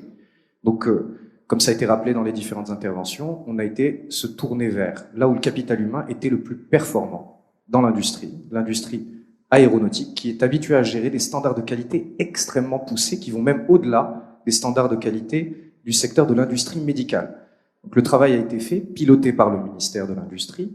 Nous avons réuni autour du professeur Faroudi, qui est un médecin urgentiste spécialiste en réanimation et un des experts en SDRA, le syndrome de détresse respiratoire aiguë, Nous avons travaillé avec SERMP, qu'on va entendre dans un moment, avec Aviarail, sur la production dans un délai record de 500 respirateurs pour pallier une pénurie éventuelle de respirateurs lourds de réanimation. Et cette industrialisation s'est faite dans un temps, comme on l'a dit, extrêmement court pour réussir à produire dans les meilleurs standards qualité mondiaux. Donc ça a été une première expérience qui a été réussie, puisque aujourd'hui ce respirateur répond à ces standards de qualité médicaux. On a des entreprises qui sont certifiées avec des ISO 13485, qui sont des ISO qu'on demande dans le cadre de la production industrielle médicale. Et on a un appareil qui est résilient, qui démontre, qui illustre une fois de plus la performance de notre capital humain. Il y a eu un deuxième enjeu qui était un enjeu majeur. On a tous le souvenir de la pénurie de masques. Eh bien, rapidement, le Maroc a pu produire des masques qui étaient des masques effectivement de dépannage, mais nous étions en mesure de détourner les appareils de fabrication pour produire ces masques-là. Il y a eu un deuxième temps. On s'est mis à fabriquer des masques de grande qualité. Mais pour ce faire, nous avons eu besoin d'aller importer ces machines de Chine. Donc ça a été opéré par le ministère de l'Industrie en collaboration avec le ministère des Affaires étrangères pour les ramener ces machines de Chine. Eh bien, à nouveau, ces machines ont été en pénurie. Donc il y a eu un troisième temps, et c'est là encore que l'on souligne la qualité de ce capital humain marocain, parce qu'on a fabriqué ces machines à fabriquer des masques. Et donc là, c'est un pied dans la fabrication de machines-outils. Il faut que les gens s'en rendent compte. C'est extraordinaire ce qu'ont fait ces ingénieurs marocains et ces capacités, ces compétences et ce capital humain marocain, puisqu'on a fabriqué, partant de zéro, une machine entièrement fabriquée localement avec nos compétences marocaines de l'aéronautique pour une partie de cette machine à fabriquer les masques et également de l'automobile. Je pense que beaucoup de gens ne se rendent pas compte du nombre de pièces et de composants qui structurent des machines-outils de cette qualité-là. Eh bien, nous étions en mesure de le faire. Et ça démontre encore, une fois de plus, les compétences de notre capital humain et de nos ingénieurs de ces secteurs de pointe. On va effectivement s'intéresser à ces deux exemples que vous venez d'évoquer, Ali Sedekri, en compagnie d'abord de Badr Jafar. Je rappelle que vous êtes directeur général de SERMP. Vous fabriquez des composants technologiques pour l'aéronautique. Comment est-ce que vous vous êtes retrouvé du jour au lendemain quasiment à produire des respirateurs, ces respirateurs que l'on vient d'évoquer? Merci. Tout d'abord, SERMP, comme vous avez dit, c'est une entreprise qui fabrique des pièces principalement pour le moteur, pour les systèmes d'atterrissage et les nacelles, pour Safran, pour Collins et pour d'autres grands donneurs dans l'aéronautique. Donc, c'est une usine qui est dotée d'un moyen technologique de dernière génération. Donc, avec la crise Covid, donc on se retrouve dans une situation où on a commencé à s'intéresser à ce qui se passe à l'étranger. Donc, on voit qu'il y avait pas mal de pénuries sur des produits de première nécessité, les masques, les gels hydroalcooliques et notamment les machines de respiration, les machines de ventilation. Donc, on a pensé à travailler avec tous les acteurs du secteur aéronautique et automobile à créer un respirateur pour essayer de lutter contre la pandémie et participer dans cet effort national pour un petit peu aider. Donc tout ça démarre d'une petite idée qui a été impulsée par le ministère de l'Industrie. Donc on a créé un collectif autour de cette idée avec Aviarail, Saïd Benhajou, avec Raouf Moustassine Foua, avec Crouzet, avec OB Électronique, avec Tronico à Tanger. Donc il y avait vraiment, on a senti que tout le monde était mobilisé autour de cette cause. Et ce qui est intéressant, c'est que on se découvre et on découvre les compétences et les forces qu'on a à l'intérieur de notre écosystème. Donc, on était chacun focalisé sur la production de ses propres pièces et là, on était autour d'un produit qui est le nôtre et qu'on était en train de développer tous ensemble. Et donc, ça, c'était très, très riche, très, très intéressant comme expérience. Et le plus intéressant, c'est qu'on a vraiment allé plus loin et au-delà de ce qui a été demandé comme une première réalisation. Donc, c'était vraiment un respirateur mécanisé autour d'un ballon et on passe vers une machine qui est lourde avec beaucoup d'électronique intégrée, avec beaucoup d'éléments derrière. Donc c'était très très riche et ça nous a permis, ça, je pense qu'on est en plein dedans parce qu'aujourd'hui on bascule d'une machine je parle du cas de SRMP, d'une usine qui fabrique que des pièces avions 100%, à une usine maintenant qui est certifiée médicale et qui fabrique même des pièces pour le médical. C'est ce qui s'appelle sortir de sa zone de confort. Alors avec votre voisin Saïd Ben Hajjou, je rappelle, vous êtes directeur général d'Avia Rail, vous avez aussi contribué à la réalisation de ces respirateurs, certes, et de machines-outils. 100%, ça a été évoqué par Alice Dekri. Machines-outils 100% marocaines pour la fabrication de masques. Avec le recul, quel enseignement vous tirez de cette expérience? Je dirais que moi, je ne suis pas surpris. Vraiment, parce que j'exerce dans l'innovation depuis que je suis rentré au Maroc. Ça fait maintenant 10 ans. Et vraiment, c'était mon cheval de bataille, c'est toujours mon cheval de bataille, et j'en suis encore plus convaincu maintenant. C'est-à-dire, aujourd'hui, le Covid, et à travers les respirateurs, les machines à masque ou les lits médicalisés, ça n'a été qu'un grand révélateur de toutes les compétences que nous avons au Maroc aujourd'hui. Et ce type de réussite ne doivent plus être, à mon sens, un exploit.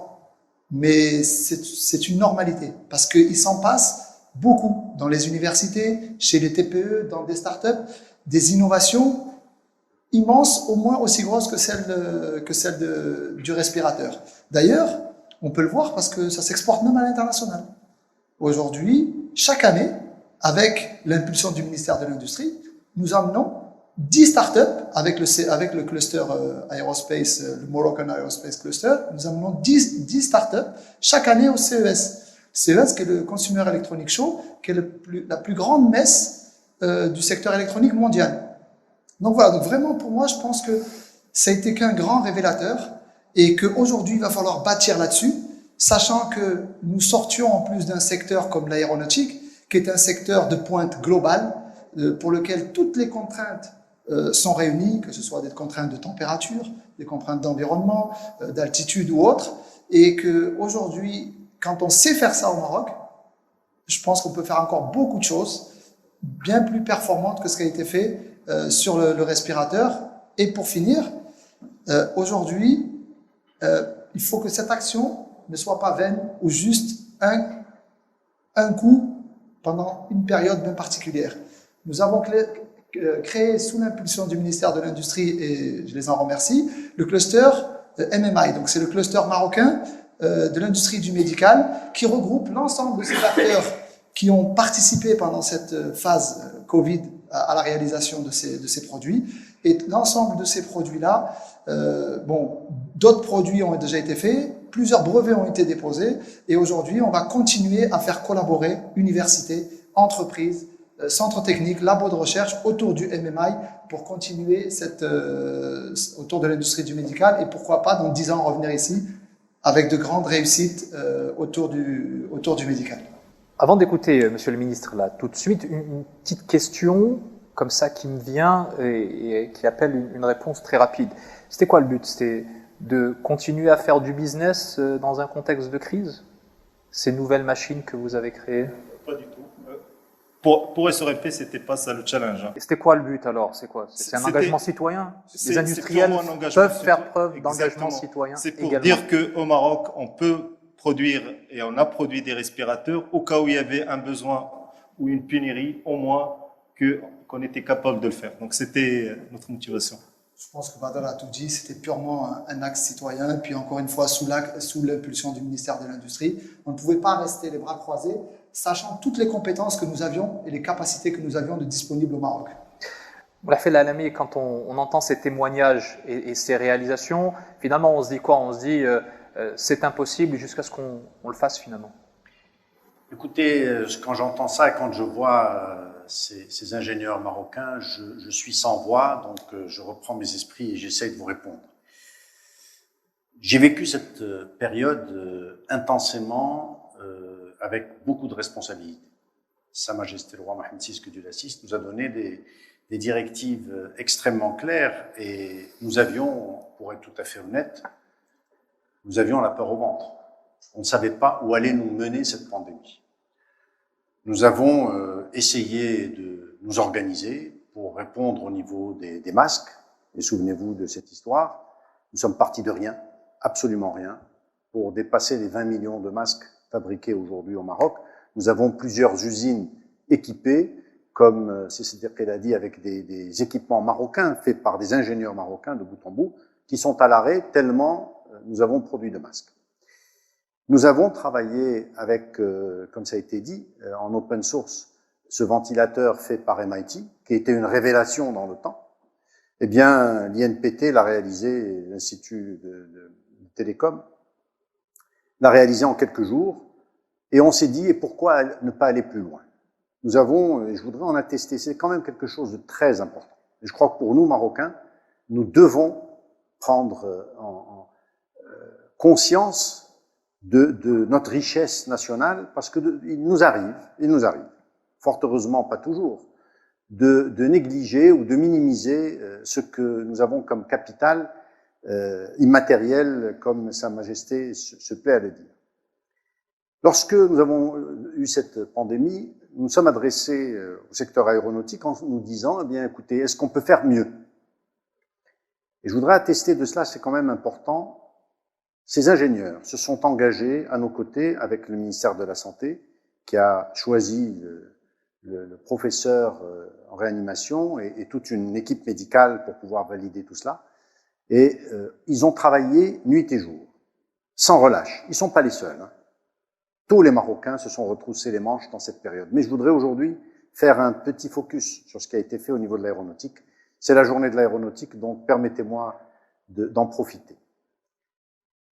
Ils l'ont fait pour répondre à l'appel de Sa Majesté. Ils ne l'ont pas fait pour des objectifs financiers, et je vais vous expliquer pourquoi. Je vais vous dévoiler un secret aujourd'hui. Ils ont investi plus de 8 millions de dirhams dans cette opération pour rehausser le drapeau marocain.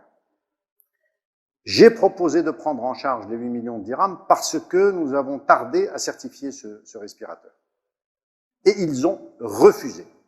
Si c'était une opération mercantile, auraient-ils refusé de récupérer l'investissement qu'ils ont fait? Donc je souhaite et j'insiste que l'on reconnaisse aux Marocains, lorsqu'ils ont une fibre nationaliste, qu'on arrête d'imaginer que tout est argent, que tout est intérêt. Nous avons dans ce pays des Marocains de grande qualité, dans tous les secteurs. Hein, profitez-moi de sortir un peu de l'aéronautique. Et je me battrai jusqu'à la dernière goutte de mon sang pour ces gens-là. Je n'accepterai pas que dans des moments où nous avons eu cette difficulté, où j'ai personnellement engagé des gens derrière le ministère pour investir, que l'on puisse travestir tout ça et imaginer que c'est du business. Nous avons fait des masques parce qu'il y a de l'argent, nous avons fait des respirateurs parce qu'il y a de l'argent. Eh bien non, le Marocain n'est pas comme ça. Le Marocain, quand il y a une pandémie, quand il y a un appel de Sa Majesté, nous nous mettons tous, comme une seule femme ou un seul homme, derrière lui, en nous retroussant les manches. Ces gens-là ont fait un travail remarquable et je leur en suis personnellement redevable. Et quand ils ont décidé de ne pas être remboursés pour leurs frais et de continuer à se battre, de certifier, d'attendre patiemment que nos services publics s'occupent de la certification et de continuer à se battre à l'international pour certifier ce respirateur, je serai à leur côté jusqu'à la dernière goutte de mon sang. Je ne lâcherai rien pour ces gens-là. Et je veux qu'on les applaudisse.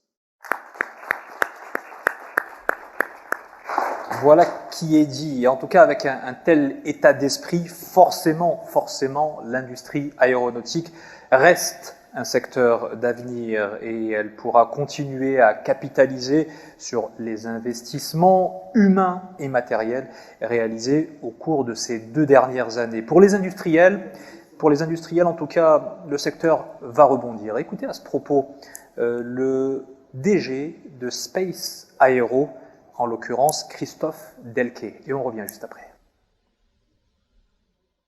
Nous sommes convaincus que le trafic aérien va rebondir, soutenu par, je dirais, par un retour, une ouverture des frontières et un retour des voyages, mais dans des modalités sûrement différentes et dans des volumes différents. Et nous avons identifié plusieurs enjeux nouveaux. Alors certains sont nouveaux, d'autres sont existé, il faut qu'on les renforce pour, je dirais, s'adapter à ce rebond. À court terme, il y a un enjeu fort qui est l'adaptation et la réorganisation de la filière et de la supply chain pour s'adapter aux évolutions de charges à la baisse, mais tout en assurant le maintien des compétences clés et la garantie de la qualité et de la sécurité. Et ça, c'est important. Il va y avoir des réorganisations, il va y avoir des restructurations, des adaptations dans l'outil productif. Il faut que l'on maintienne les compétences clés pour garantir cette qualité, cette sécurité. La transformation digitale qui avait déjà été engagée, mais qu'il faut accélérer, parce que cette transformation digitale devra nous permettre d'être encore plus performants pour affronter ce rebond, mais surtout d'être plus agiles et réduire nos cycles.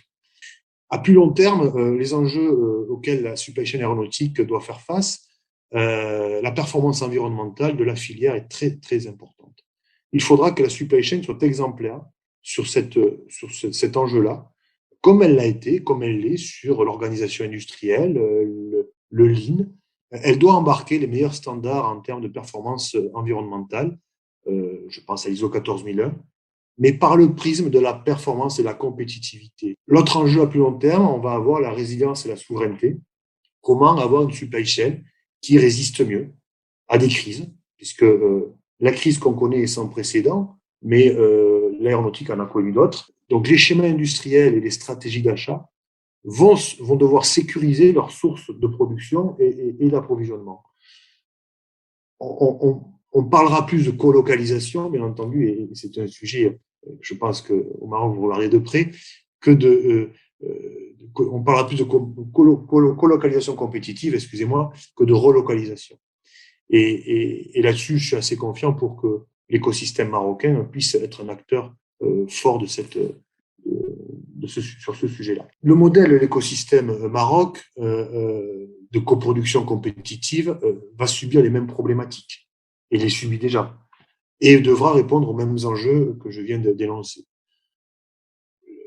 Le Maroc a démontré depuis ces 15 dernières années qu'il a pu forger les talents et la performance qui ont été à très bon niveau et qui, sans aucun doute, permettront à cet écosystème de relever ces challenges futurs et d'être en bonne position pour ce rebond et accompagner ce rebond de l'industrie aéronautique.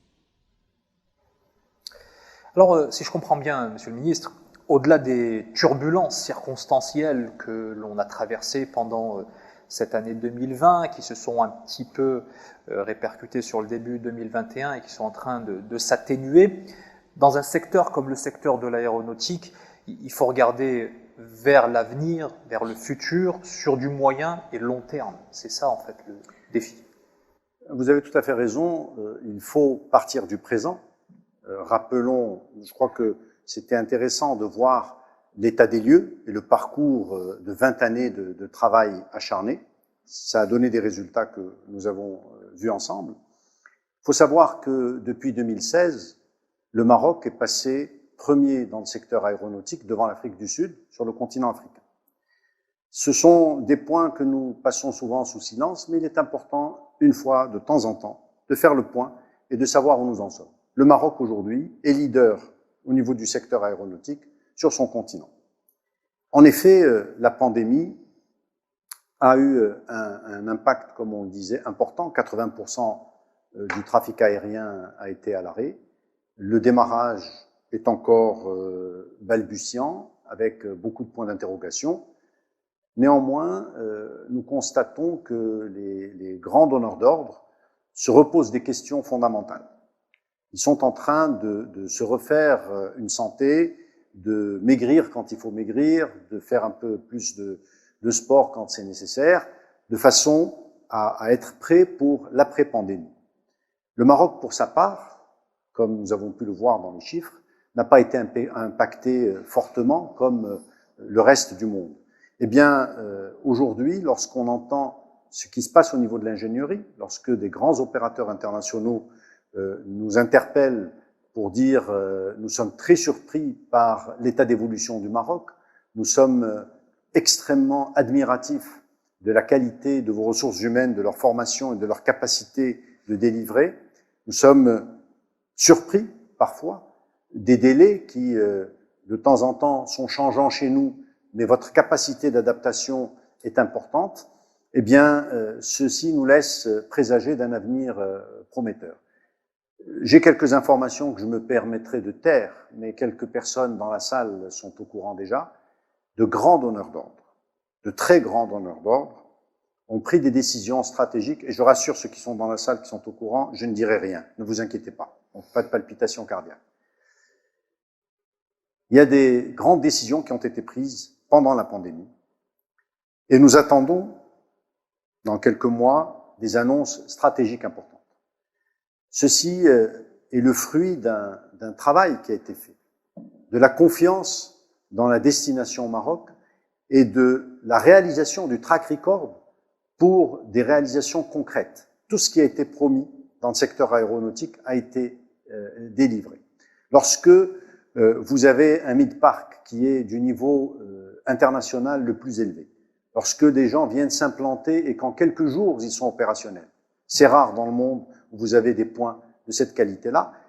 Lorsque la logistique marocaine est assurée, lorsque la formation et les ressources humaines sont disponibles, lorsque l'ingénierie, qui devient de plus en plus rare dans le monde, vous l'avez au Maroc, et que ces ingénieurs travaillent, participent à fabriquer des réacteurs d'avion, des pièces chaudes de ces réacteurs d'avion, et que les gens qui reçoivent ces produits-là sont admiratifs en disant « vous êtes rentrés dans la cour des grands dans ce domaine-là », eh bien, je suis désolé, mais je ne peux que me réjouir de constater cela pour notre pays. Nous avons gagné une partie de la bataille. Maintenant, la bataille est longue.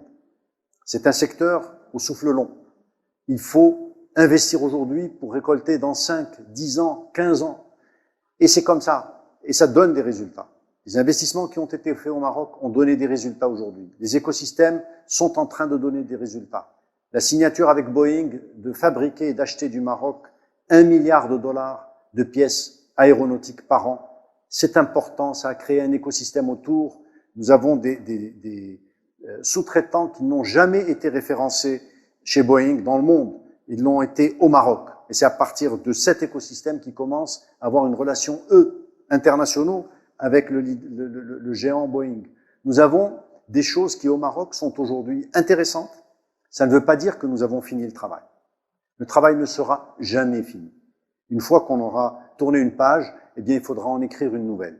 Et dans le secteur aéronautique, nous avons de superbes pages à écrire pour les années à venir.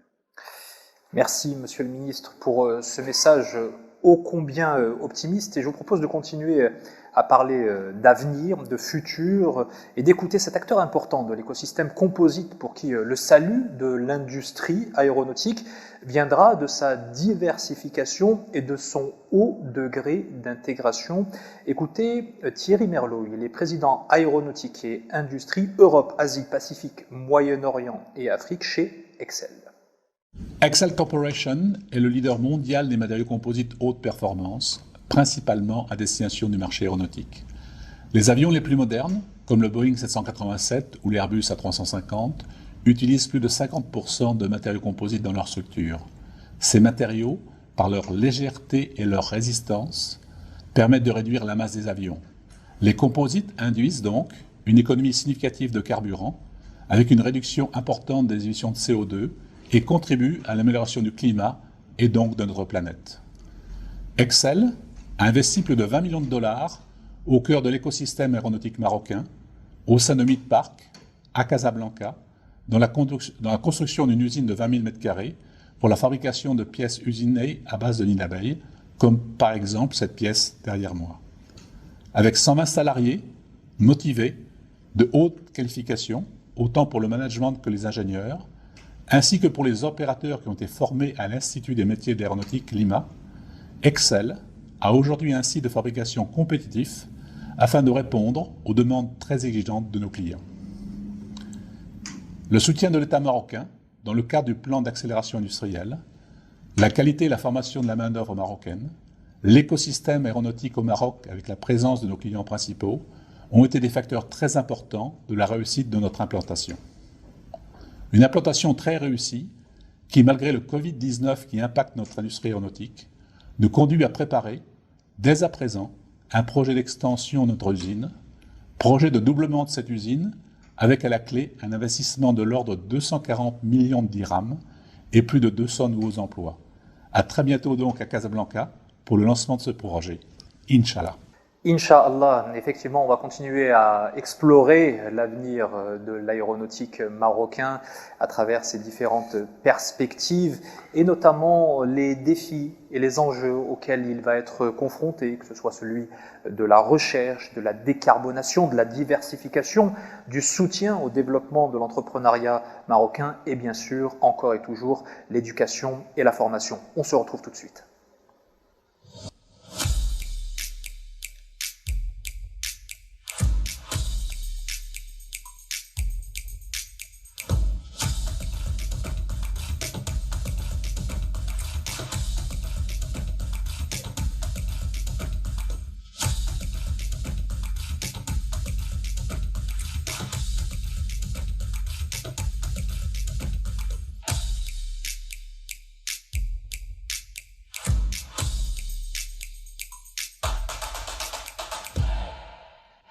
Je vais me tourner vers vous, Karim Cheikh. Je rappelle que vous êtes président du GIMAS. En un mot, comment est-ce que vous voyez ces perspectives d'avenir du secteur aéronautique? Alors, en matière de perspectives, nos perspectives sont communes avec notre ministère de l'Industrie et elles sont nombreuses. Je tiens juste à signaler que pour la première fois dans l'histoire de l'aéronautique, on observe deux phénomènes concomitants. La crise, donc qui a frappé le trafic aérien et par effet domino toute la chaîne industrielle, et puis une volonté forte d'un développement de technologies de rupture. Alors je vais vous donner juste les thématiques majeures. On parle de décarbonation, on parle de l'industrie 4.0 avec des séquences hybrides technologiques, on parle de la digitalisation et de la recherche appliquée et développement. La course technologique dans l'aéronautique, elle est interminable. Donc nos perspectives au niveau de notre écosystème, parce qu'on souhaite ardemment conserver notre place dans cet échiquier mondial de l'aéronautique, c'est d'être... Il y a des chantiers ces chantiers que je viens de citer sont obligatoires. Ce n'est pas un luxe. On se doit de le faire parce qu'on est dans une chaîne mondialisée. Si on va garder nos parts de marché, il faut qu'on y soit. Mais comme la course jeudi elle est interminable, nous choisissons nos combats. Donc nos combats, parce qu'on ne peut pas courir toutes les innovations et toutes les technologies en même temps, donc on a fait une hiérarchisation. Je vais vous les citer rapidement. Le premier c'est le composite. On a eu le témoignage d'Excel, numéro 1 mondial. Nous avons des équipements, des nacelles, des inverseurs de poussée qui sont faits en composite chez Safran. Nous avons des équipements de l'aérostructure chez Stelia. Nous avons des équipements chez Daher et j'en oublie certainement. Le deuxième axe de développement, c'est la propulsion.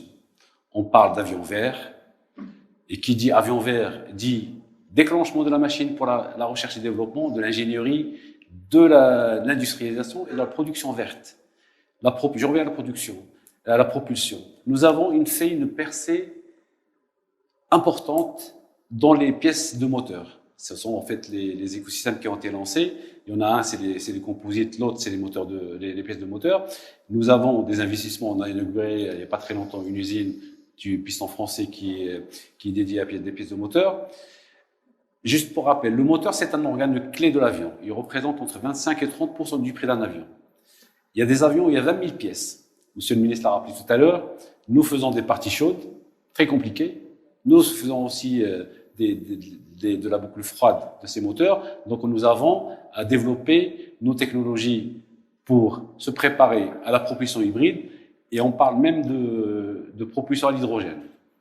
Le troisième point, et je pense que mon ami Adil Jalali va en parler, la maintenance et réparation d'avions. C'est un métier historique à travers la Royal Air Maroc. Aujourd'hui, la Royal Air Maroc elle a 3 JV pour la maintenance des moteurs avec Safran, pour la peinture avec le groupe Satis, et puis avec Air France Industrie pour la partie maintenance des avions. Et nous avons une position géostratégique importante pour avoir le marché, la flotte africaine et également la flotte européenne. Quatrième point, l'ingénierie. On en a parlé suffisamment. Ça a été évoqué, effectivement. C'est clé. Il faudrait qu'on soit bipé par le monde pour ces activités de l'ingénierie parce qu'on a des ressources qui sont de grande qualité. Je terminerai pour la décarbonation, j'en ai parlé. On se doit de le faire pour décarboner nos industries. Et puis la digitalisation de nos procédés industriels. Et quand on voit ce qu'on a fait pendant la pandémie en matière de digitalisation, mais on a fait un saut énorme de ce qui a été fait. Voilà, comme je l'ai dit tout à l'heure, nous avons encore de très très belles choses à faire.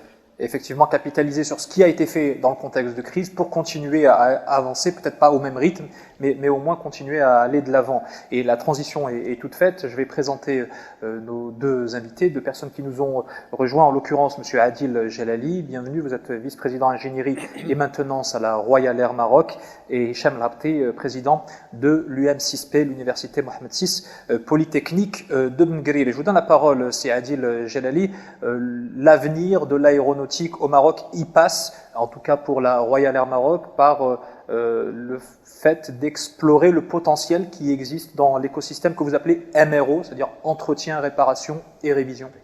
Effectivement, le système MRO, Maintenance Repair Overhaul, maintenance aéronautique, a vu le jour avec la Royal Air Maroc, donc en assurant la maintenance de ces avions et les équipements d'avions. Vers la fin des années 90, avec la montée en puissance des opérateurs leaders dans l'industrie mondiale, on fait confiance à la RAM et ils ont créé, on fait confiance à la RAM et aux compétences marocaines et ont créé des filiales. C'est Karim a cité Safran, Air France Industrie et récemment Satis, leader dans la peinture avion. Ce secteur est très prometteur parce que c'est un secteur très réglementé et qui demande des compétences humaines de formation très poussée. Et c'est un secteur prometteur parce que c'est un secteur consommateur de main-d'œuvre et de compétences. Par rapport pour faire face aux besoins de l'industrie et en collaboration avec le ministère de l'Industrie, le plan d'accélération a permis l'insertion d'une dizaine de sociétés qui gravitent autour de cet écosystème, entre autres la réparation des cabines et sièges avions, désinfection industrielle, fumigation, métrologie et calcul non destructif. Tout ça, ça a permis de monter en compétences. Et moi, je dirais, comme a dit Monsieur le Ministre, le Covid, il y a un avant Covid et après Covid. Le Covid nous a permis d'élargir nos spectres de prospection dans ce secteur et de nouvelles opportunités se sont manifestées, entre autres le démantèlement d'avions, le stockage d'avions. Il faut dire que le Maroc, par sa position géostratégique, peut jouer un rôle très important dans ces activités qui sont importantes et à forte valeur ajoutée. Et s'ajoute à cela l'opportunité de créer un hub logistique de pièces aéronautiques. De par sa position, le Maroc peut générer une forte valeur ajoutée en termes d'échange de pièces aéronautiques qui peuvent découler de démantèlement ou du stockage d'avions. Merci beaucoup Adil Jelali. L'expertise, certes, les connaissances, les compétences, mais également la recherche. Et là, en l'occurrence, vous avez un rôle très important à jouer là-dessus. Hicham El Habti, président de l'UM6P. Vous venez d'ailleurs de signer, pas plus tard qu'hier, une convention en ce sens. Comment est-ce qu'une université comme la vôtre peut contribuer à l'émergence, à l'accélération et au développement de compétences dans un secteur aussi pointu que l'aéronautique ?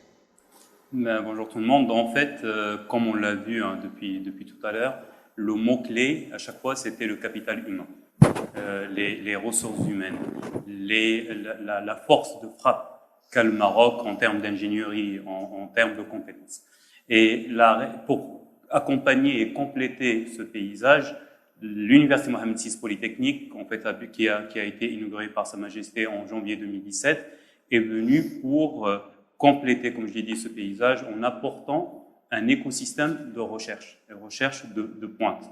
Donc, les besoins du secteur aéronautique sont multiples, on l'a vu, que ce soit au niveau de l'industrie 4.0, donc avec tout ce qui va avec en termes de capteurs, en termes de ce qu'on appelle les jumeaux numériques, les twin digital.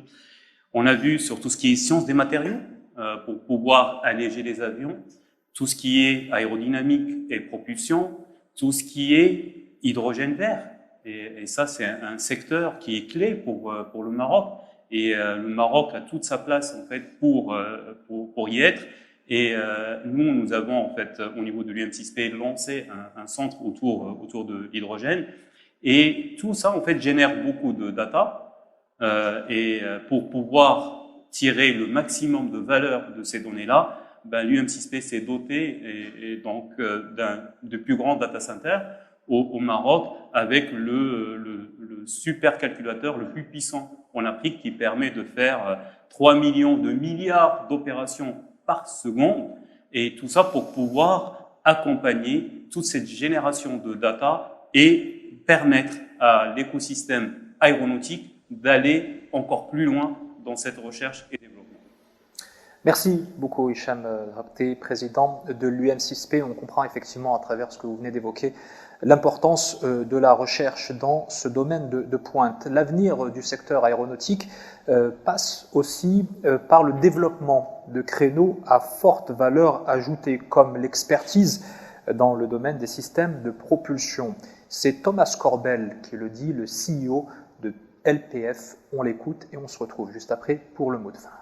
Avec LPF Casablanca, en complément de notre première usine SERMP, nous renforçons notre présence au Maroc et nous complétons notre offre sur les pièces moteurs. Au Maroc, on se spécialise sur des pièces de programme civil pour les motoristes anglo-saxons, comme Rolls et Pratt & Whitney, mais également aussi sur certaines productions pour Safran.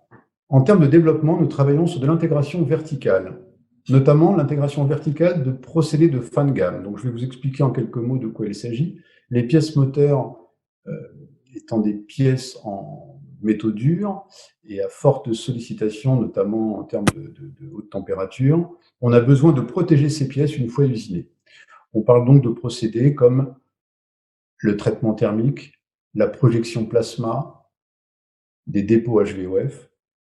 Donc nous ambitionnons d'internaliser ces procédés en France comme au Maroc. Et au Maroc, nous travaillons depuis 2 ans avec le ministère de l'Industrie et nos partenaires marocains à la création d'une usine spécialisée dans ce genre de procédés. Donc l'objectif, c'est à terme bénéficier de ces procédés en interne, de gagner en autonomie, de réduire nos cycles et aussi d'améliorer le bilan carbone de nos productions puisque ça nous évitera des allers-retours de pièces.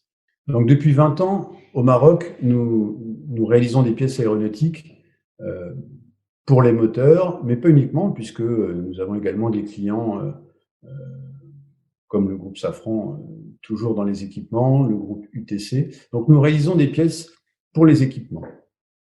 Avec la création d'LPF Casablanca, nous faisons le choix de spécialiser une usine dans les pièces moteurs. Et la grande nouveauté, c'est d'avoir remporté des contrats avec Rolls, d'être en bonne voie de concrétiser certains marchés avec Pratt & Whitney, tout en conservant notre client historique qui est Safran. Donc depuis 20 ans, plusieurs productions aéronautiques dans différentes parties de l'avion. Dans les 20 prochaines années, on voit quand même une accélération dans la partie moteur avec cette nouvelle usine. Évidemment, on parle beaucoup aujourd'hui de nouvelles technologies qui devraient être mises en œuvre dans les moteurs, le moteur à hydrogène, des changements de matériaux dans les moteurs également, mais l'outil de production que nous constituons au Maroc nous permettra d'être prêts pour aborder ces nouveaux challenges techniques. Et je pense que nous serons bien armés pour répondre à toutes les opportunités qui se présenteront à nous dans les prochaines années.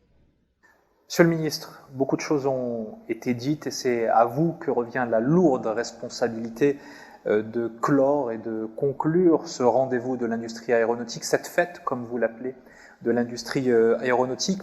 De tous les témoignages qu'on a pu écouter depuis le début de cette rencontre, je pense qu'il y a un mot d'ordre qui en ressort, c'est celui du cap mis vers l'avenir et du cap mis vers la croissance. Est-ce que je me trompe ?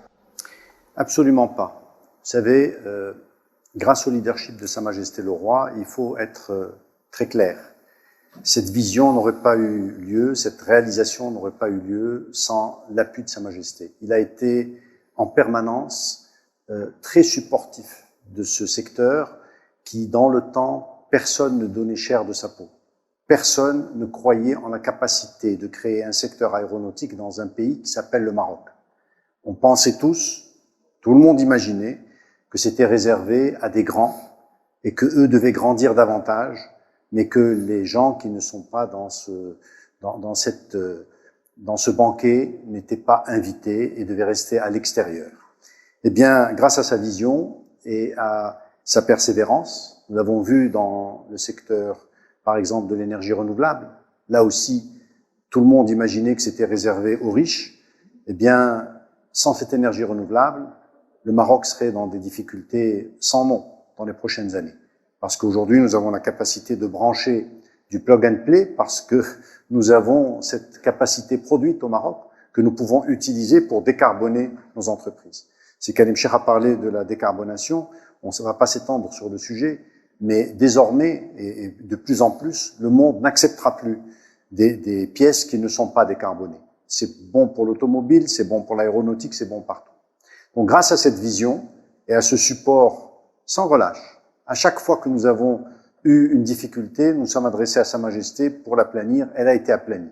Et nous avons en permanence pu avancer dans ce secteur. Nous avons entendu le piston français qui, pendant la pandémie, il y a quelques mois, a inauguré une nouvelle usine de toute dernière génération. Eh bien, c'est tout ça qui fait que nous avons envie de continuer, que tous les matins, quand nous mettons à travailler, opérateurs économiques, les gens au niveau de la formation qui est fondamentale, parce que nous avons vu la qualité de nos ingénieurs et comment ils sont recherchés à l'international. C'est une valeur ajoutée dont on ne mesure pas nécessairement totalement sa valeur. Aujourd'hui, des investissements se font au Maroc, exclusivement, certains, pour la qualité de nos ressources humaines, de nos ingénieurs. Donc ceci est fondamental.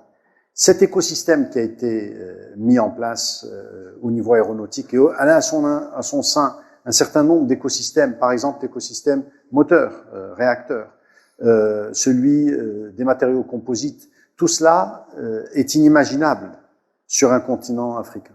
Tout cela est aujourd'hui opérationnel.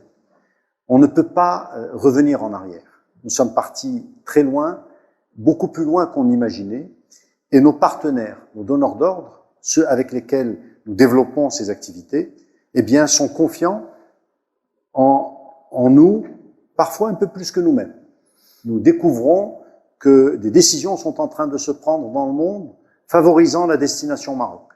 Nous avons rencontré plusieurs personnes de celles qui ont parlé aujourd'hui, et je suis tenu par le secret. Je ne peux pas tout vous dévoiler, ça se fera avec le temps. Comme pour Spirit, on savait, on était dans l'information, lorsque c'est sorti que Bombardier disparaissait du Maroc, nous on savait que les discussions étaient en phase finale avec Spirit. On ne pouvait pas le mettre sur la place publique. Donc aujourd'hui, j'ai de l'information, de façon précise. Et je ne suis pas le seul dans cette salle à avoir ces informations que certains opérateurs privilégient le Maroc. Pour plusieurs raisons. Je l'ai dit, pour sa qualité. Les produits qui sortent en aéronautique ne souffrent pas d'à peu près. La qualité est le maître mot dans ce domaine. Et vous ne pouvez pas avoir de qualité si vous n'avez pas de la qualité de ressources humaines. Si vous n'avez pas de la qualité de vos ingénieurs et de vos techniciens supérieurs, il est impossible de produire de la qualité. L'autre élément, c'est de respecter les délais. Parce que c'est des gens qui travaillent en flux tendu et ils ne peuvent pas stocker des pièces d'avion pour des mois et des mois. Donc ils travaillent à la journée. Et vous devez être au rendez-vous, vous n'avez pas le droit de déraper. Évidemment, un des éléments essentiels est le coût. Parce qu'in fine, si vous êtes 3 fois plus cher que votre concurrent, même si vous avez les bons délais, vous ne passez pas. Et l'avion n'est plus compétitif. Donc c'est un élément essentiel. Et je reviens au point décarboné. Si tout cela vous le faites, et que votre produit n'est pas décarboné, eh bien vous n'y arrivez pas. Aujourd'hui, je peux m'avancer, j'ai l'habitude de le faire en prenant des risques, j'adore ça. Ce secteur est un des secteurs leaders de l'industrie marocaine. C'est un étendard important de notre industrie. Nous avons des secteurs productifs dans notre pays. Celui-ci est un, voire l'étendard de l'industrie marocaine. Lorsque vous êtes capable d'avoir des ingénieurs marocains qui fabriquent des pièces de réacteurs, des pièces chaudes de réacteurs, lorsque vous dites ça, lorsque les gens savent ça, eh bien, vous n'avez plus aucune démonstration de compétence à faire pour la destination Maroc. Lorsque vous parlez d'un autre secteur et que vous dites à ces gens-là, dans l'automobile, dans l'électronique, vous savez, nous, on fait des pièces chaudes de réacteurs dans notre pays. Ils ne sont plus en mesure de vous dire, est-ce que vous êtes capable de répondre à mes besoins? Vos besoins sont automatiquement inférieurs en termes de complexité à ces besoins-là. Donc c'est quelque chose d'essentiel. Et je voudrais conclure, si vous m'autorisez, en disant un grand bravo à tous les opérateurs qui, tous les jours, se retroussent les manches et travaillent dans ce secteur.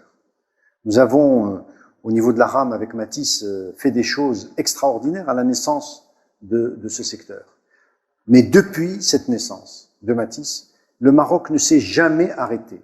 Il y a des pays qui bavardent, il y a des pays qui travaillent. Le Maroc travaille. Et ceux qui veulent nous jalouser, je leur donne une recette qui est très simple. Travaillez comme nous. Vous allez voir, vous allez pouvoir être dans la ligue où nous sommes rentrés. Bienvenue. Au lieu de nous jalouser, mettez votre énergie dans le travail et je vous souhaite de nous battre. Il n'y a pas de problème. Nous sommes de bons joueurs. Merci.